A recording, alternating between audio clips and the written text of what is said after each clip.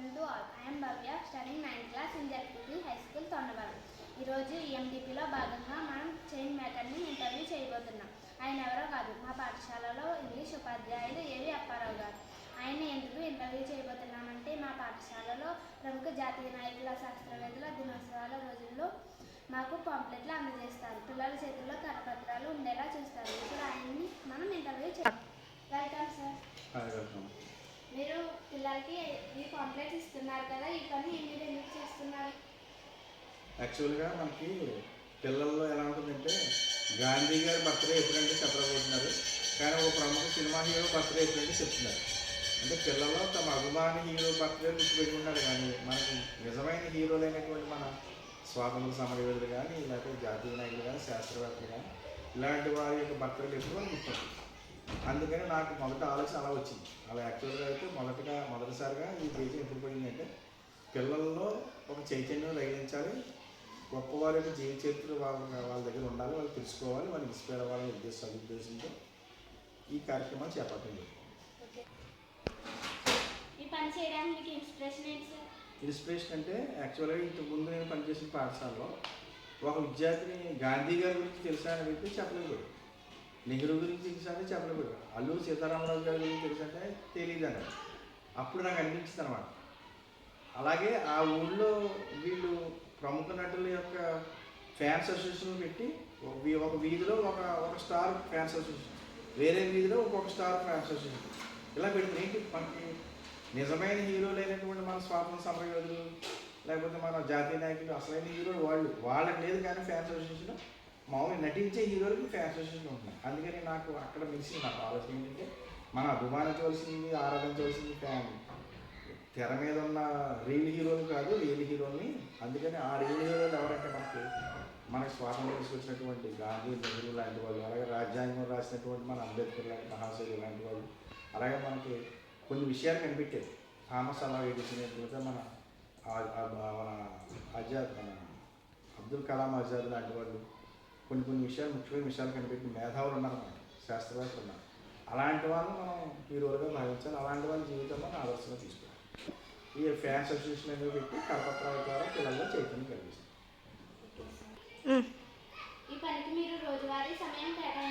రోజువారీ సమయం అంటే ఉదాహరణకి మనకి అల్లూరి సీతారామరాజు బర్త్డే వచ్చింది అనుకోండి, దానికి ముందే ఒక కనీసం 5-6 రోజుల ముందే ప్రిపరేషన్ చేసుకోవాలి. ఎందుకంటే ఆయన గురించి మనం నెట్లో సమాచారం మీద పుస్తకాలు చదివిన సమాచారం ఒక పేపర్ మీద రాసుకుని దాన్ని BTP సెంటర్లో ఇచ్చి వాళ్ళు మనం మేడ తయారు చేస్తారు. వాళ్ళు తయారు చేసిన మళ్ళీ ఒక రోజు టైం తీసుకుంటారు.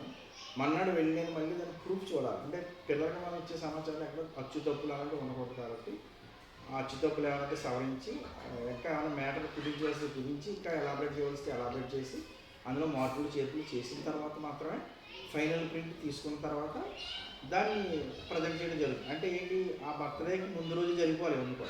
అంటే బర్త్డే ఎవరైనా ప్రముఖుల బర్త్డేకి ముందు రోజు కనీసం ఒక రోజు ముందైనా నేను ఇవన్నీ కార్యక్రమాలు చేయాలి, కాబట్టి కనీసం 4 days ముందు నుంచి నేను ప్లానింగ్ చేయవలసి జరుగుతుంది. అంటే పాఠశాల సమయం వేస్ట్ అవ్వదు, మనకి అవుట్ ఆఫ్ స్కూల్ టైంలో ఇంటి దగ్గర ఉన్న టైంలో ఆ కార్యక్రమాన్ని పూర్తి చేస్తాం. ఇప్పుడు మనకి పాఠశాలలో యాక్చువల్గా మనకి 5 తరగతులు ఉన్నాయి. 6వ తరగతి నుంచి 10వ తరగతి, 5, 6, 7, 8, 9 తరగతి. ఒక తరగతికి గొప్ప స్వాతంత్ర సమరయోధుల అభిమాన సంఘం అని అందులో ఏర్పాటు చేసింది. దాంట్లో ఎలా అంటే బాగా యాక్టివ్గా ఉండే పిల్లల్ని 5 తీసుకుని వాళ్ళని అధ్యక్షుడని, ప్రధాన కార్యదర్శిని, ఆర్థిక కార్యదర్శిని, కార్యదర్శిని, ఉపాధ్యక్షుడిని అలా వాళ్ళకి పదవులు ఇచ్చి దీన్ని ఒకసారి నేతృత్వంలో జరిగిన గౌరవాధ్యక్షుడు, ఉదాహరణకి స్వాతంత్ర సమరయోధుల అభిమాన సంఘం శ్రీ గంటే శ్రీనివాసరావు, స్కూల్ అసిస్టెంట్ సోషల్, ఆయన అధ్యక్షుడు. విద్యార్థులేమో సత్యమీనాక్షి, మురళీధరు, యశ్వంత్ వీరేంద్ర, శైలజ, శ్రీరామూర్తి అనే వాళ్ళు కార్యవర్గం. అయితే మొత్తం ఇలా ఒక సంఘం, ఒక అభిమాన సంఘం 10th class వాళ్ళు నిర్వహిస్తారు. ఇప్పుడు ఉదాహరణకి జవహర్లాల్ నెహ్రూ బర్త్డే రోజు ఆయన సంబంధించిన ప్యాంప్లెట్ నేను తయారు చేసి వచ్చేస్తాం. వీళ్ళు ఇందులో ఉన్న మ్యాటర్ని ఈ 4-5 మైక్లో చెప్తారండి. ప్రోగ్రామ్ జరిగి అంటే వాళ్ళు నిర్వహిస్తారు ప్రోగ్రామ్, మేము జస్ట్ ప్రేక్షకులు ఉంటాం. అంటే ఇదే ఈ ప్యాంప్లెట్ మొత్తం 354 మంది పిల్లలకి అందజేస్తాం ఫ్రీగా. పిల్లలకి మనకి డబ్బులు వసూలు చేయము, స్కూల్ ఫండ్ ఏం కాదు, నా సొంత నిధులతో చేసుకుని తర్వాత చేయడం చేస్తాం. ఈ విధంగా అవుతుంది. తర్వాత అలాగే మరి గొప్ప జాతీయ నాయకుల అభిమాన సంఘం ఉంది, దీనికి గౌరవాధ్యక్షుడిగా పిల్లి తిరుపతి గారు మాస్టర్ ఉన్నారు. అలాగే దీనికి కూడా ఒక కార్యవర్గం ఉంది. కొత్త పిల్లలు అయితే 7th క్లాస్ పిల్లలు వీళ్ళు కార్యవర్గంగా ఉండి వీళ్ళు కార్యక్రమం నడిపిస్తారు. ఎవరు మన ఈయన సర్వేపల్లి రాధాకృష్ణ గారు బర్త్డే. అంటే జాతీయ నాయకులు ఎవరైనా సరే వాళ్ళే బాధ్యత. వాళ్ళు ఈ కార్యక్రమాన్ని నడిపిస్తారు. పెద్దలు ఎవరు నడిపిస్తారో వాళ్ళే నడిపిస్తారు ప్రోగ్రామ్. ఈ ప్యాంప్లెట్ ఇవ్వడం బాధ్యత మాకు. అలాగే కవులు రచయితలు అభిమాన సంఘం అని చెప్పి 9th క్లాస్ వాళ్ళకి ఇచ్చారు. ఇందులో గౌరవ అధ్యక్షులుగా పాటి వెంకటేశ్వరరావు అని చెప్పి ఆయన ఉన్నారు, స్కూల్ టీచర్. మళ్ళీ ఇందులో 5 కార్యవర్గ సభ్యులు ఉన్నారు. వాళ్ళ పని ఏంటంటే ఈయన గురించి గురగారు అప్పారావు ఉంది. గురగారు అప్పారావు బర్త్డే రోజు జయంతి రోజు ఆయన గురించి విషయాలు తెలియజేస్తారు. అలాగే శాస్త్రవేత్తల అభిమాన సంఘం ఉంది. ఇందులో సైన్స్ టీచర్ అందే మల్లేశ్వర గారు అధ్యక్షుడిగా ఉన్నారు గౌరవ అధ్యక్షుడు. గణిత మేధావి సికింద్రాబాద్ గారు బర్త్డే ఈ మధ్య రీసెంట్గా జరిగింది. ఆ రోజున ఆవిడ గురించి సమాచారం మా ఫ్యామిలీ రెడీ చేస్తాం 4 రోజుల ముందే. ఈ కార్యవర్గ సభ్యులైనటువంటి 8th క్లాస్ వాళ్ళు చంద్ర శివగణేష్ అధ్యక్షుడు, సుమశ్రీ, బొంతి ఇందు, మణికంఠ, జడ్జి ఈ 5 ప్రోగ్రామ్ కార్యక్రమం రెడీ చేస్తాం. అయితే మనం అందరికీ ఫ్యామిలీస్ ఇదే విధంగా క్రీడాకారుల అభిమాన సంఘం అది కూడా స్టార్ట్ చేసాం. ఆ రోజు జాంకాలు ముట్టుకోవడం ఆయన ప్యాంప్లెట్ ఇస్తాం. ఆయన గురించి వివరాలను కూడా 6th క్లాస్ వాళ్ళు ఇస్తారు.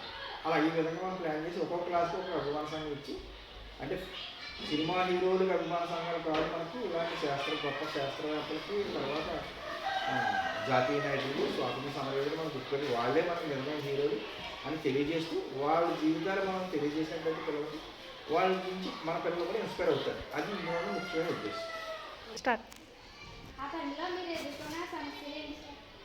సమస్యలు అంటే ఏముండవు. జస్ట్ ఎప్పుడైనా మనం ఏదైనా వర్షం పడినప్పుడు ఆ రోజు మనం వెళ్ళలేకపోతే నెట్ సెంటర్ వెళ్ళలేకపోతే డీడీపీ సెంటర్ ఆ రోజు ఒక ప్రోగ్రామ్ వాయిదా పడుతుంది. అంతే తప్ప నాకు ఆటంకాలంటే ఏం జరగలేదు. ఉపాధ్యాయులు కూడా మనకు అందరూ సహకరిస్తున్నారు.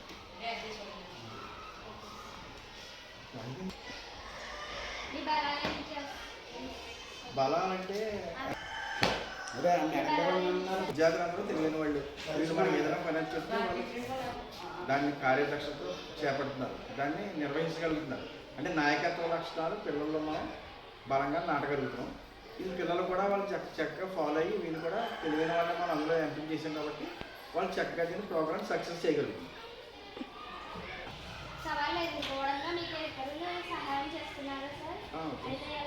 సవాళ్ళు ఎదుర్కోవడం అంటే ఇందులో సవాళ్ళు అంటే ప్రత్యేకంగా ఏముండవు. కాకపోతే ఏంటంటే మనకి ఉపాధ్యాయులు క్రమశిక్షణగా ఉంచారు పిల్లల్ని. ఆ ప్రోగ్రాం చేయడానికి పిల్లలు చక్కగా క్రమశిక్షణగా వింటారు. అలాగే మన ప్రధాన ఉపాధ్యాయులు శ్రీ మోక ప్రకాష్ గారు కూడా ఎంతో సహకారం ఇస్తున్నారు. అలాగే ఇతర ఉపాధ్యాయులు కూడా మనకి ఆ రోజు కార్యక్రమాన్ని జయప్రదం చేయడానికి తమ మంచి సహకారం అందిస్తూ ఉంటారు. సవాళ్ళు అనేవి ఏమీ లేవు. ఈ కార్యక్రమాన్ని మాత్రం విజయవంతం చేయడానికి అందరి సహకారం లభిస్తుంది.